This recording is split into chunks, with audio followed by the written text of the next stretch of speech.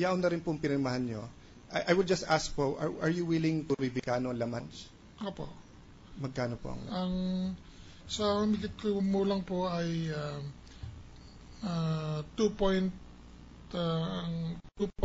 million liwanag yon na hindi yun pinasok sa bangko ng $2.4 million. Meron pa ba kayong ibang alam na rason kung bakit ho siya magte-testify laban po sa inyo? Bukod doon sa mga sinabi niyo po.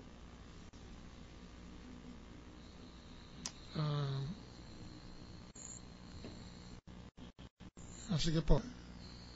I think po, I'm sorry, I really apologize to this court to have to say it, pero may tanong po si Senator Jinggoy Estrada.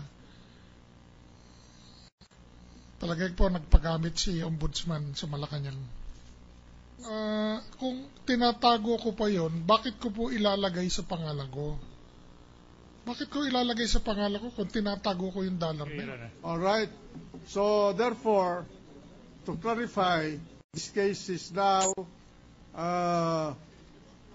submitted for final resolution by this impeachment court subject to the oral argument of the two sides to be held next Monday at 2 o'clock in the afternoon.